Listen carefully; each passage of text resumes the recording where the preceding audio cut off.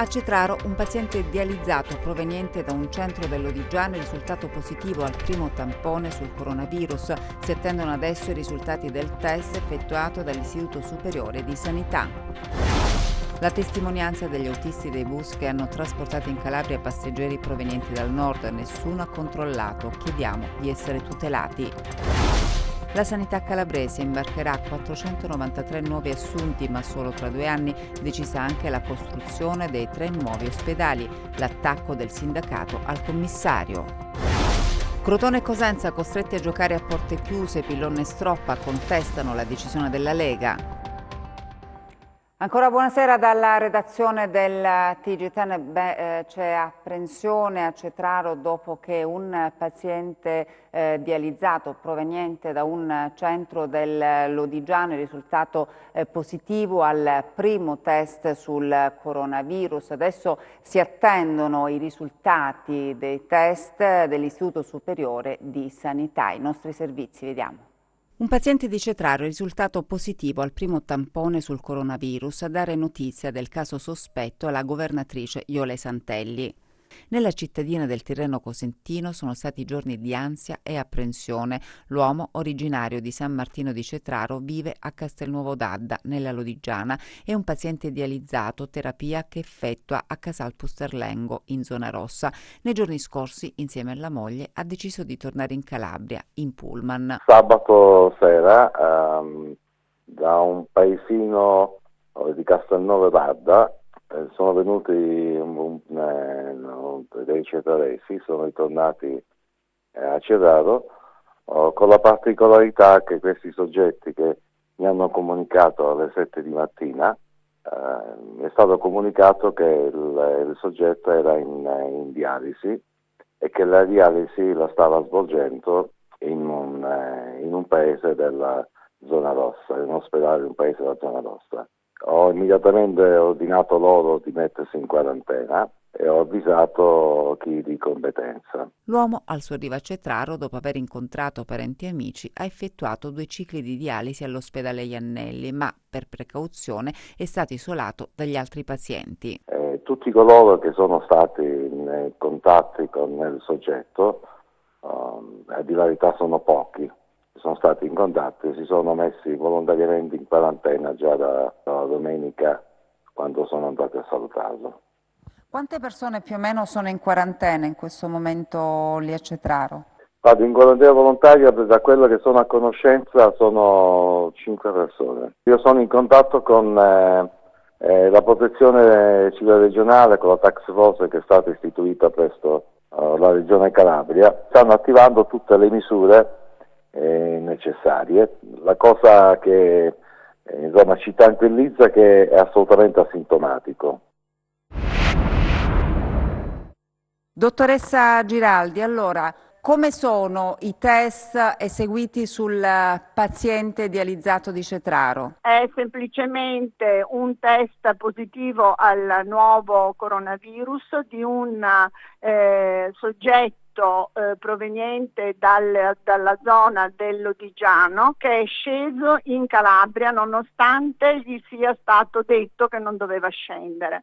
Questo soggetto completamente asintomatico, cioè non ha assolutamente nulla, ha però la necessità di rivolgersi all'ospedale, in questo caso l'ospedale di Cetraro per alcune cure sue particolari. I medici dell'ospedale di Cetraro, a cui vanno tutti i miei complimenti,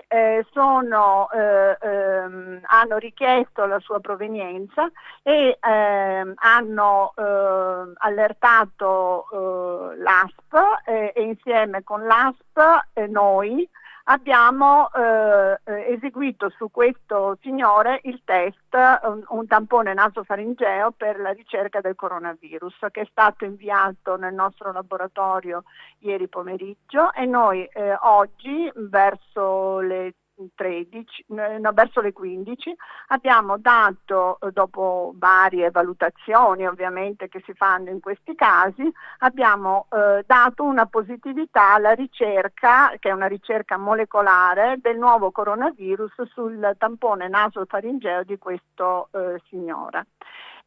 come vogliono le linee guida del Ministero, che sono precisissime e rigorosissime, tutti i campioni positivi devono essere inviati per la conferma all'Istituto Superiore di Sanità, cosa che è avvenuta alle ore 18 di questa sera, perché il 118 mi ha inviato una macchina e sta andando a Roma a consegnare il campione all'Istituto Superiore di Sanità. Tra domani e dopodomani avremo la conferma o la non conferma della positività. Mi sembra che la macchina di controllo per il contenimento di questa infezione sta funzionando benissimo, quindi vorrei in qualche modo tranquillizzare la popolazione, perché in Calabria non ci sono casi autoctoni di questa infezione e questa persona ha voluto soltanto ritornare in Calabria. E c'è la testimonianza degli autisti dei bus che hanno trasportato in Calabria passeggeri provenienti dal nord. Nessuno ha controllato, dicono. Chiediamo di essere tutelati. Autostazione di Cosenza, corsie semivuote, effetto coronavirus, ci spiegano. Il servizio dei bus è regolare anche fuori regione. Gli autisti si sono costituiti in comitato spontaneo, chiedono maggiori tutele, si sono rivolti a tutti i presidi dello Stato, come conferma al nostro microfono il portavoce del comitato. Mi sono interessato a chiamare il 1500 e non ho avuto nessuna risposta. Ho chiamato il 112 3 giorni fa circa e i carabinieri mi dicevano che loro non era competenza, nel senso che loro non facevano sanità, di chiamare il 118. Ho chiamato il 118 e ho parlato con un dirigente dove lui in modo molto garbato mi ha spiegato l'età, poi dice noi non possiamo fare niente se non intervenire in casi accertati, quindi se noi figurate cosa dovremmo fare. La nostra richiesta era quella che io ho fatto il 118, era quella di creare un presidio qui all'autostazione, in quanto è venuta nei giorni scorsi una marea di persone provenienti dal nord, che noi parlavamo con i colleghi e ci spiegavano che lì al nord, dove loro salivano, che prendevano il pullman, non avevano nessun controllo. Il 118 mi diceva di andare alla prefettura, sono andato in prefettura.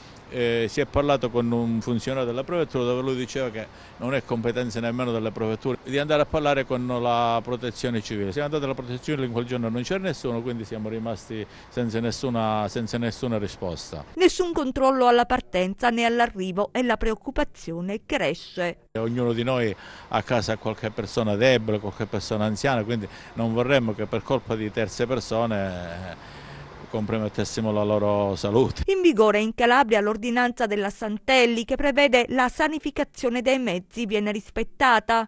Per quanto riguarda la sanificazione, per quanto riguarda la mia azienda, la ditta Preite, al quale sono il responsabile della sicurezza, noi la facciamo abitualmente già da tempo. E da stamattina l'abbiamo intensificata rispetto al decreto che ha fatto ieri la Regione Calabria. Nessuna tutela è ciò che emerge, lo avvertono anche i viaggiatori che hanno limitato al minimo gli spostamenti con conseguenze sugli incassi. Abbiamo ridotto almeno dell'80%, quindi sono 2 settimane che è proprio un morire. E a causa del coronavirus difficoltà per gli autonoleggiatori in Calabria, 300 le aziende che si sono viste annullare le prenotazioni. Autonoleggiatori in ginocchio in Calabria per il coronavirus, 300 le aziende che in questi giorni si sono visti annullare le prenotazioni. Stamattina incontro urgente nella sede di Compapi a Cosenza, imprenditori in serie difficoltà. Oggi ci vediamo con i pullman, tutti i bus fermi, personale fermo, non sappiamo cosa fargli fare più e non sappiamo il nostro domani cosa sarà. Dicono che dal 15 riapriranno, ma non è possibile. Rischio di posti di lavoro parecchi. Le nostre aziende che in questo periodo dovremmo lavorare dalla mattina alla sera, incassare, avere prospettive per i nostri fornitori, quindi pagare e tutto il resto, è un periodo che noi ci concentriamo dove c'è la partenza per la stagione di lavoro, quindi lei mi insegna che è una partenza è sempre la più dura però avevamo la sicurezza che con questi trasporti di turismo scolastico, giusto questo, noi potevamo incassare qualcosa e quindi andare fronte, a dare occupazionalità, a dare sicurezza. Però oggi tu guardi il personale da datore di lavoro, che gli dici? Dalla riunione la volontà di capire insieme come uscire dal tunnel. La categoria, un'organizzazione datoriale, ha questo valore, cioè portare le istanze di un gruppo di imprenditori ai suoi vari tavoli. Da questo momento registro l'espressione dei vostri occhi, che parla più di qualsiasi parola. Cioè gli occhi vostri parlano da soli, e l'amarezza è la, come dire, anche la sofferenza che state subendo in questo momento. Secondo il sindacato UIL, il pronto soccorso dell'ospedale di Locri non sarebbe attrezzato per fronteggiare una eventuale emergenza coronavirus. La denuncia della UIL Sanità arriva mentre le notizie che giungono dal grande ospedale metropolitano di Reggio Calabria sono tranquillizzanti e ciò evidenzia, va sottolineato, un parossismo, magari minimo, nella comunicazione. Secondo il sindacato, infatti, il pronto soccorso dell'ospedale di Locri non è attrezzato per fronteggiare, ove scattasse anche in questa zona, l'emergenza coronavirus. Il pronto soccorso non è in grado di operare, è sprovvisto di disinfettanti, mascherine e occhiali protettivi. Nicola Simone, segretario territoriale della UIL Funzione Pubblica, afferma che l'attuale management, ricordiamo che l'Aspe Regina è gestita da una commissione prefettizia, ha solo indicato il modus operandi in caso di emergenza e in fase di prevenzione, ma senza garantire la dotazione adeguata delle strutture sanitarie. Simone sollecita dunque provvedimenti in questa direzione, ma viene logico chiedersi chi abbia ragione. Sì, insomma, dove sia la vera verità. Si può stare tranquilli oppure no? La sanità calabrese imbarcherà 493 nuovi assunti, ma solo tra 2 anni. È decisa anche la costruzione di 3 nuovi ospedali. Il commissario ad acta per la sanità della Regione Calabria, Saverio Cotticelli, ha presentato il programma operativo 2019-2021, un documento in cui si annunciano 493 assunzioni nei prossimi 2 anni negli ospedali calabresi, corsie che dal 2017, per effetto del piano di rientro, hanno perso in pianta organica, e cioè ridotto il personale di 3.343 unità.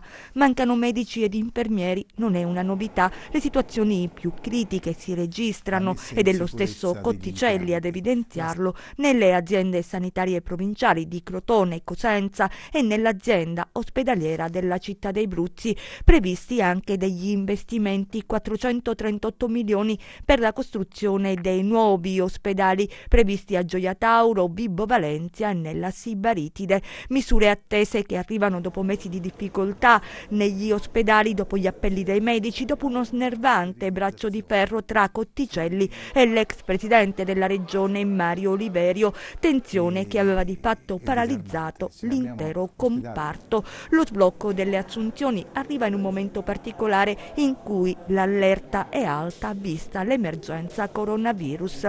Cotticelli ha deciso da solo, e questo l'accusa di Angelo Sposato della CGIL, Tonino Russo della CISL e Sandro Biondo della GUIL, che polemizzano e fanno sapere di essere stati esclusi nonostante gli accordi e le garanzie del commissario.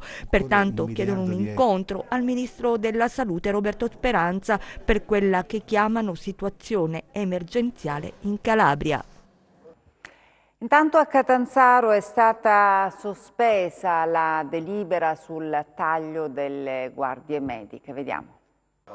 Un documento sottoscritto dai sindaci dei comuni del comprensorio, dove ha competenza l'ASP di Catanzaro sul taglio delle guardie mediche previsto nel piano di riorganizzazione sul territorio provinciale, nel quale chiedono che il provvedimento, al momento congelato, venga annullato completamente. Noi sindaci abbiamo manifestato praticamente in maniera palese che non si dovrà chiudere neanche una sola guardia medica di quelle attuali, in quanto sono già poche, visto il territorio montano e periferico che non consente spostamenti verso centri con ospedali in tempi brevi. Quindi assolutamente il diritto alla salute va garantito ed è l'unica cosa che funziona, la guardia medica, specialmente nei paesi di montagna, dove dopo un certo orario è l'unico presidio di sanità che abbiamo. Oggi a Catanzaro, nella sede della cittadella regionale, autorità politiche del territorio hanno incontrato il commissario alla sanità, Saverio Cotticelli, che tranquillizza tutti. Nessuna decisione è stata adottata, che affronteremo insieme la problematica e vedremo come dislocare in maniera equa, in maniera economica, in maniera razionale i presidi dei guardie medici sul territorio in modo da rendere questo servizio aderente alle necessità della popolazione. 35 le chiusure previste su 60, secondo Viscomi. Un numero spropositato, peraltro l'emergenza coronavirus dimostra in questo momento quanto sia invece profondamente necessario la sanità territoriale e la continuità assistenziale in questa fase. Vandaferro ha presentato al riguardo un'interrogazione parlamentare. Credo che il risparmio in qualche modo si poteva fare su altri presupposti a partire da quel decreto Calabria che ha aumentato invece le risorse economiche stipendiali per quanto riguarda i vari commissari nominati e che invece avrebbero aiutato i sindaci a poter in qualche modo tenere in piedi una struttura che deve garantire sanità come è giusto che sia. Per il coronavirus anche le scuole calabresi si attrezzano per rendere sicura la permanenza degli alunni, dei docenti e del personale. Le scuole calabresi non chiudono, ma si attrezzano per rendere il più possibile sicura la permanenza degli alunni, dei docenti e del personale nelle classi e negli ambienti comuni. I dirigenti stanno provvedendo a far sanificare gli istituti, il resto lo farà l'informazione, il rispetto delle regole riguardanti l'igiene e qualche precauzione. Stando quindi all'ultimo decreto ministeriale abbiamo adottato queste misure di contenimento, se così insomma vogliono essere definite. E innanzitutto quindi l'igienizzazione naturalmente degli ambienti, quindi con particolari insomma presidi medico-sanitari e soprattutto le raccomandazioni che facciamo ai ragazzi, quelle che sono state insomma un po' diramate, ecco, sempre a livello nazionale, la pulizia delle mani. Stiamo provvedendo anche all'interno dei vari bagni al sistemare appunto o delle colonnine con dei dispenser di amuchina o comunque gel igienizzanti per permettere appunto una maggiore igiene e pulizia personale. Inutile dire che l'allarme coronavirus ha modificato gli stili di vita anche degli studenti che almeno per il momento dovranno rinunciare ai viaggi di istruzione. Dal punto di vista poi delle visite guidate e viaggi di istruzione, naturalmente ci siamo attenuti a quello che è stato detto da parte del Ministero, quindi con la sospensione di tutte le uscite didattiche sia sul territorio che in Italia che all'estero. Infatti era previsto lo stage a Londra dei ragazzi che fanno parte delle classi Cambridge e proprio ieri pomeriggio c'è stata una riunione con i genitori delle famiglie interessate e per cui abbiamo naturalmente interrotto anche questa attività con il rimborso di quanto dovuto. La cronaca, nuovi particolari emergono dall'inchiesta Efemos contro il clan Alvaro. Sarebbe inquietante e spiazzante se tutto fosse confermato. Un impiegato modello, anzi un dipendente con un posto di responsabilità, dirigente dell'ufficio lavori pubblici del comune di Mornago, armiere di una potente cosca di 'ndrangheta. La DDA di Reggio Calabria non ha dubbi e nelle carte dell'inchiesta Efemos, condotta dalla Polizia di Stato contro il clan Alvaro e le sue cosche satelliti, il nome di Michele Romeo, cognato di Giuseppe Speranza, anche lui coinvolto in questa indagine, viene incasellato tra coloro che sono organici ai clan con un ruolo tutt'altro che marginale. Sì, gli inquirenti nero su bianco affermano che Michele Romeo è il rifornitore di armi dal nord per gli Alvaro e i loro fedelissimi. Geometra, da 15 anni in Lombardia, Romeo è indicato come un funzionario modello, tanto che il suo arresto ha fatto molto rumore. In particolare Romeo sarebbe uomo di fiducia di Domenico Laurendi, imprenditore con un processo d'appello per mafia sulle spalle, colui che si è impegnato per procacciare voti a favore di Domenico Creazzo, sindaco di Santa Eufemia, eletto nel Consiglio regionale alle elezioni del 26 gennaio scorso. Laurendi chiedeva e Romeo si attivava a trovare armi da spedire, in alcuni casi anche con autobus di linea. Romeo e Laurendi si incontrarono pure in un'occasione a Mornago, monitorati dalla polizia. Sulle finalità di questa circostanza si aspetta di sapere di più, ma che in molte occasioni tra Speranza, Laurendi e Romeo, le armi e le munizioni fossero un argomento prioritario, i PM Regini e la polizia non hanno dubbi. A Cosenza protocollo d'intesa tra la Camera di Commercio e l'ARSAC. La Camera di Commercio di Cosenza ha sottoscritto un importante protocollo d'intesa con l'ARSAC, l'azienda regionale per lo sviluppo dell'agricoltura in Calabria. Stamattina sigliamo questo protocollo che prevede una collaborazione fra i due enti in relazione alle attività che si potranno svolgere in futuro riguardo le tecniche di coltivazione ecocompatibili, quindi nel rispetto dell'ambiente, anche in vista di questi cambiamenti climatici che stanno interessando l'agricoltura in maniera particolare, e anche un'attività di supporto alla Camera di Commercio per la promozione dei prodotti agroalimentari, anche in manifestazioni fieristiche, eccetera. È l'ennesimo protocollo che noi stiamo facendo, ma come ho detto più volte non facciamo una collezione dei protocolli, significa che questa grande rete tra istituzioni, tra enti pubblici sta iniziando a funzionare. Noi avevamo già una collaborazione con loro nel mondo dell'agricoltura, nel mondo della sperimentazione, sui fichi, e con questo protocollo ci liberiamo anche dalla parte della burocrazia per poter collaborare ancora di più. Sono collaborazioni che stanno funzionando abbastanza bene, ci fa piacere che hanno capito che intorno a questa Camera di Commercio i corpi intermedi, se si parla tra di loro, iniziano a funzionare e possono far funzionare bene la politica. La sottoscrizione del protocollo d'intesa con l'ARSAC è un altro importante accordo raggiunto dall'ente camerale di Cosenza nel solco di Open Camera Cosenza, il progetto che ha impresso una decisa svolta culturale e di governance all'insegna dell'innovazione, della trasparenza e del sostegno alle imprese. I protocolli si fanno per aiutare e quindi dare servizi alle imprese, certo, ma oltre a Open Camera Cosenza, che abbiamo aperto questa Camera facendo i protocolli, ma adesso siamo nel modello Camera di Cosenza, cioè siamo ad esempi. Io gli dico pure che questi tipi di protocolli, l'istituzione, forse siamo unico ente italiano pubblico che agisce in questo modo, non peraltro la Bocconi ci ha chiamata la prima volta e in realtà ci sta ricontrollando su questo nuovo modo di fare, se questo modo di fare funziona oppure no. Sta funzionando, abbiamo sempre per ogni protocollo fatto qualcosa insieme, noi per le imprese e loro per quelle che appartengono. E adesso la pagina sportiva. 4 giorni per tornare a sperare. Il Cosenza prima a Venezia e poi martedì in casa con il Cittadella tenterà di accorciare le distanze per provare ad uscire dalla zona play-out. La matematica è dalla parte dei lupi, restano 13 gare per tentare la remontada e mister Pillon dice prima della partenza per il Veneto giochiamoci le nostre chance. Io principalmente ho analizzato bene anche la sconfitta col Frosinone, diciamo che nel primo tempo non siamo stati per niente positivi, anzi devo dire che è stato un primo tempo non buono. Il secondo tempo si è visto un'altra squadra, un'altra realtà, un altro piglio che dovevamo avere anche nel primo tempo, perciò questo mi è servito a me per capire determinate cose, è servito a loro per capire che quando si scende in campo bisogna battagliare. Sappiamo cosa ci aspetta a Venezia, sarà una battaglia durissima perché per tutte e due le squadre è una partita molto importante. Io conosco la realtà, so che è una squadra molto organizzata, un bravo allenatore che organizza molto bene la sua squadra, però noi andiamo lì, non dobbiamo avere paura di niente, di nessuno, giocarci la nostra partita con i nostri mezzi, con le nostre armi, ma la cosa principale è andare lì con determinazione, con la giusta cattiveria agonistica, non mollare una palla, insomma andare lì e conquistarsi la pagnotta, dobbiamo andare lì e sapere che è una partita tosta, ecco, da questo punto di vista. Non esclude il modulo 3-5-2 il tecnico orfano in attacco di Asensio e Rivière.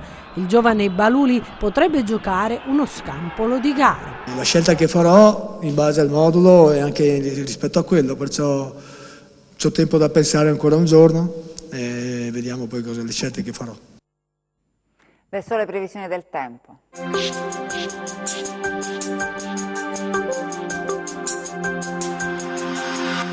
tempo perturbato nelle prossime ore. A causa del transito di una perturbazione atlantica, migliora nella giornata di sabato. Domani sereno o poco nuvoloso per nubi medio-alte. Temperature senza grandi variazioni di rilievo. Passiamo a mari e venti. Domani mari generalmente mossi, con venti deboli, dai quadranti meridionali. Per essere sempre aggiornati sull'evoluzione delle condizioni meteo, vi rimando oltre al nostro sito www.meteoincalabria.com anche alla nostra pagina Facebook Meteo in Calabria. Ed è tutto, grazie per l'attenzione e buona serata.